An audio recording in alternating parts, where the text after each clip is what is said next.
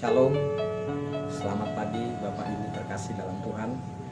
Apa kabar Bapak Ibu? Kembali pagi hari ini saya boleh mendampingi Anda dengan siaran ini.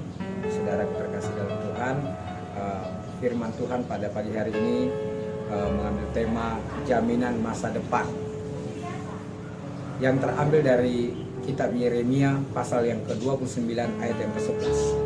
Sebab aku ini mengetahui rancangan-rancangan apa yang ada padaku mengenai kamu. Demikianlah firman Tuhan, yaitu rancangan damai sejahtera dan bukan rancangan kecelakaan, untuk memberikan kepadamu hari depan yang penuh harapan. Saudaraku terkasih, demikianlah pembacaan firman Tuhan. Dikatakan rancanganku, rancangan damai sejahtera, bukan rancangan kecelakaan. Saudaraku, tahukah bahwa teks firman Tuhan yang terambil dalam Yeremia 29 ayat 11 ini, saudaraku terkasih, berbicara tentang rancangan Tuhan untuk bangsa pilihannya yang hendak mengembalikan mereka ke negerinya setelah melewati tahun-tahun di dalam pembuangan. Saudaraku terkasih, umat Tuhan ketika itu di dalam aniaya, di dalam penyiksaan, di dalam kehidupannya begitu sulit, begitu sukar, begitu sangat menderita, saudara terkasih. Dan saudara terkasih, mereka mengalami tahun-tahun di mana mereka diperlakukan sebagai budak, tidak punya hak sebagai orang merdeka. Mereka tidak bebas, mereka mengalami berbagai-bagai aniaya. Dalam keadaan itu Allah memberikan janji bahwa suatu hari kelak umat pilihan Tuhan akan bebas dan mengalami hidup yang diberkati oleh Tuhan. Dikatakan mereka akan bebas dan mengalami hidup yang penuh dengan berkat Tuhan.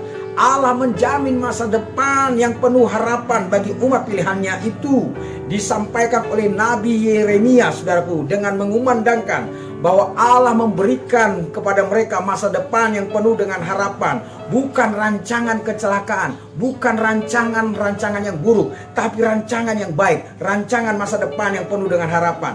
Dengan mengerti kalimat ini jelas, saudaraku, dipahami bahwa Tuhan merencanakan hal yang baik bagi umatnya, saudaraku terkasih.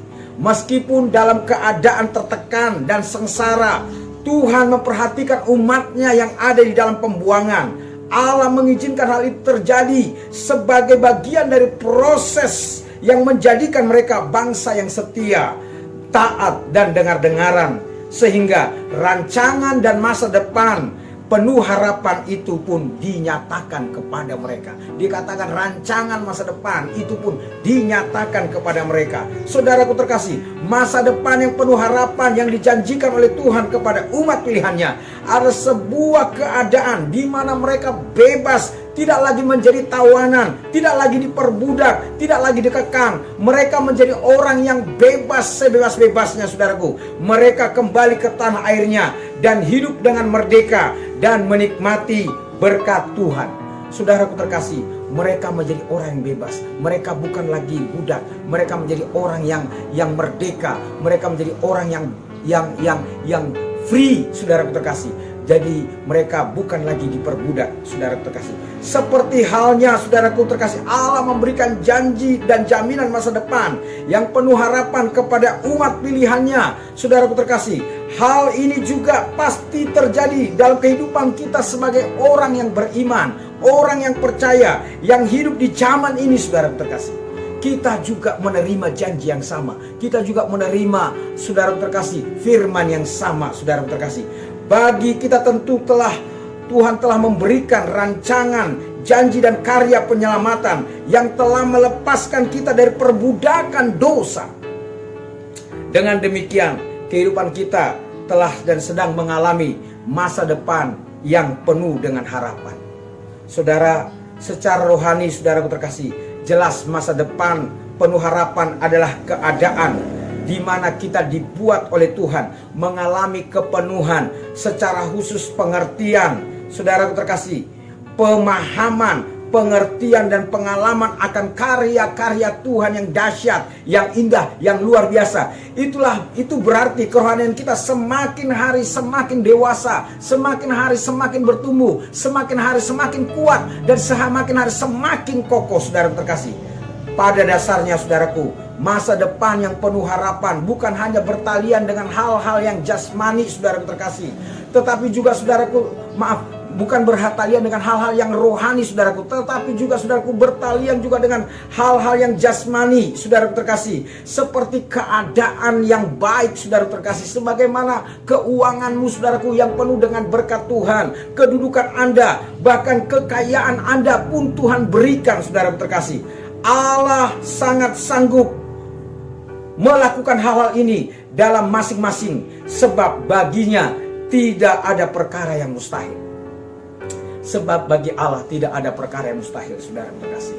Dan Dia sanggup mengubahkan yang miskin menjadi kaya, mengangkat orang-orang yang hina menjadi mulia, saudara terkasih, dan menempatkan mereka yang tidak terpandang pada posisi yang sangat sentral. Sama seperti Yusuf yang diangkat Tuhan menjadi Perdana Menteri di Mesir.